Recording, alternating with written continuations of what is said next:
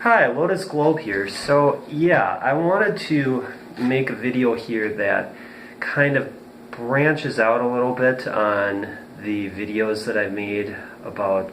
Tantra and, at the same time go off on a tangent here, starting a new thread. I wanted to make this video today to focus exclusively on a special gift that I am nurturing, one that I've actually been nurturing for the last 7 years. So I just recently realized that I have a special gift for reading astrology charts, and most recently this book that I bought 2 years ago has been serving a really, really special purpose in my life. So it's called Chiron, Rainbow Bridge Between the Inner and Outer Planets by Barbara Hand Clow. And what makes this book important is for those who are already scholars in astrology and know how to read charts. Now, Chiron is basically the unknown 12th planet in our solar system. And for those of you who've read Zecharia Sitchin, I personally haven't, but I've known people over the course of my life who brought up his name. He wasn't an astrology buff himself either, but he's made mention about possible planets outside of our the well-known 9 planets that we have in our solar system that exist out there. And I thought this was interesting to me because I wanted to correlate certain findings that I've picked up here with that of another book that I read called Angel Tech by Antero Ali. So I found it interesting to dissect what Barbara had to say about Chiron in the way that it symbolizes the healer in our chart, the one that puts us in the now and puts us into that place where we pay special attention to what it is that our destiny calls for and yearns for the most. And so being that we live on the third dimensional plane of earthly existence, we're not perfect beings, and we suffer from a certain sorrow and a certain heartache, so that's like heart chakra symbolism for me right there. And there's that need to bridge the third, the first 3 chakras again, with regards to basic earthly materialistic needs, and then the 4th chakra being the heart chakra, which kind of serves as that container right there to measure out all the needs that we already have on the material plane, and then the upper chakras that open us up to 4th dimensional spiritual experience. So, but I'm gonna try not to bring up chakras in this video just because it'll be much longer, more detailed than I want it to be. So I'm mainly gonna focus on strictly just the relationship with Chiron and the stuff that I've read about in Angel Tech by Antero Ali about its relationship with the left and the right hemispheres of the brain. So, being that the left hemisphere deals with, more logic and, just like getting all the facts together, the right hemisphere of the brain deals with creativity and inspiration and, reaching out into that unknown realm of abstract ideas. Those 2 sides of the brain actually relate to Saturn and Uranus correspondingly. Yeah? So, and Chiron is basically that corpus callosum, that network of fibers that links the 2 hemispheres of the brain together. So it was interesting to me, that when I was reading about Chiron, how many similarities I've found in terms of that yearning,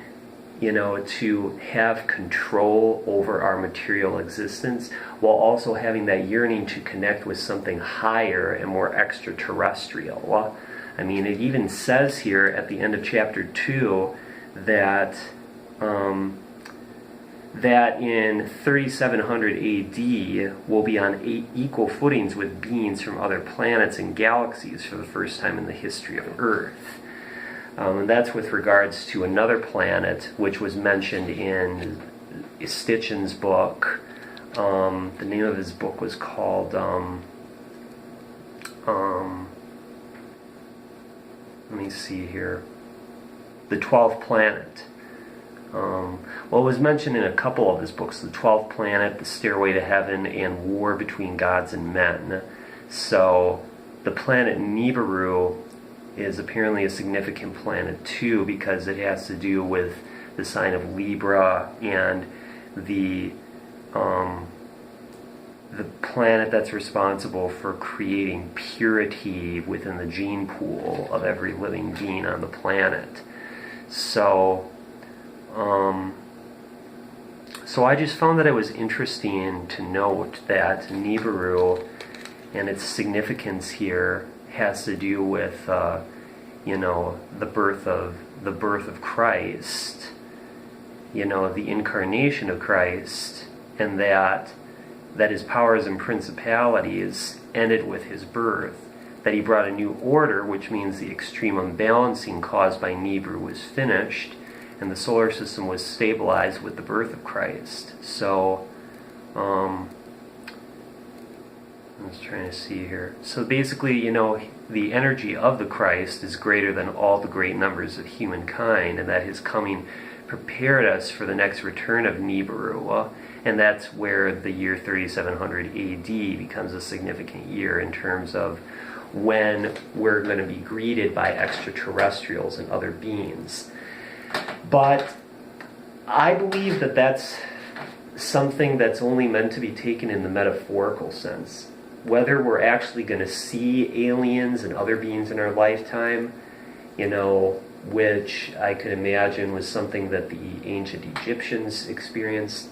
is all within a matter of how we link those left and right hemispheres of our brain. Now, Chiron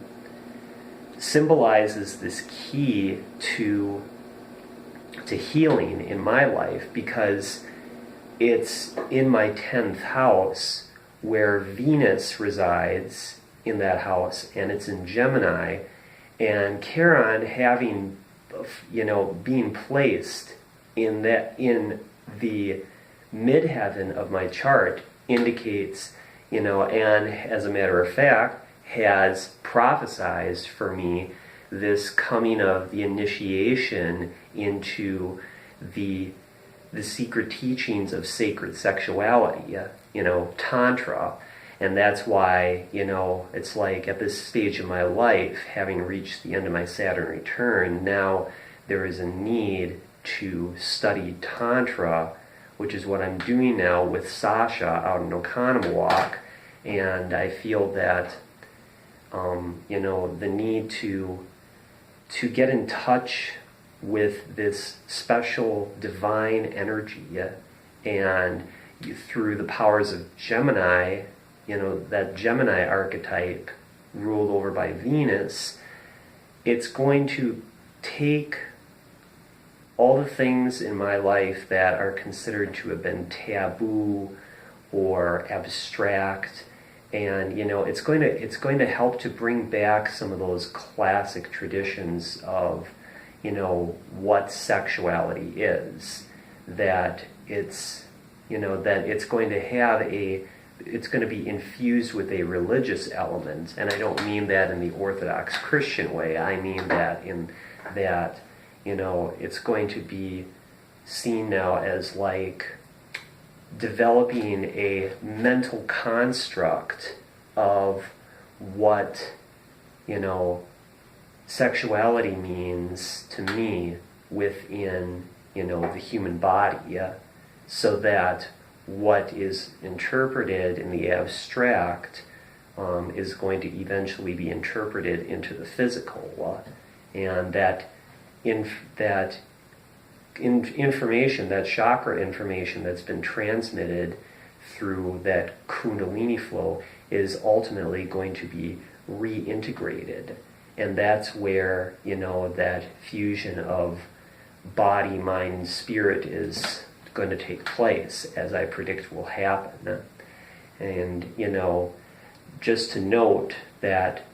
my Saturn Sagittarius is in opposition to Venus and Gemini in my chart too, with Saturn being in my third house. Now this was important to me when I started reading this book more, because it noted that, because to me that noted that I need to draw and attract more people who are, of more like-mindedness in terms of my divine, mindful philosophy on life. And obviously there's a need now to be more cautious about attracting those people into my life in order to be able to create that balance with Venus in that opposition, and be able to,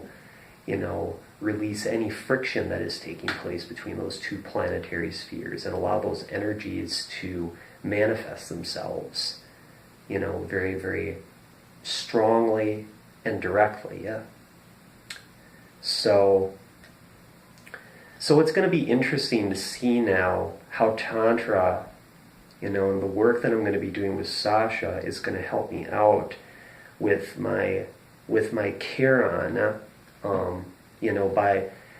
with my connection to Chiron personally in my chart. Because see, when it says here that it's called, that Chiron is the rainbow bridge between the inner and the outer planets, what they mean is that, or what Barbara Hand-Clow means, is that you have your inner planets, which are Mercury, Venus, Mars, Jupiter, and Saturn, and then your two luminaries, your sun and your moon, which are, the personal ingredients to your own individual chemistry that make you who you are. And then you have your transpersonal planets, which are Uranus, Neptune, and Pluto, which relate to the more occult and supernatural things that seem to be beyond, your human capacity to control. But yet it's those things that once integrated and assimilated, those sudden shocks that happen, especially from Uranus, when Chiron makes that bridge from Saturn to Uranus, those shocks will eventually be stabilized, and new information will start to be encoded, therefore creating a newer and more advanced personality, just a new and more advanced me, basically. So it's going to link me, it's going to link, the bodily needs, of sexual fulfillment with those of the more higher spiritual needs, being able to experience visions, to experience glimpses of another world, other worlds, things of the, from the other side, which is what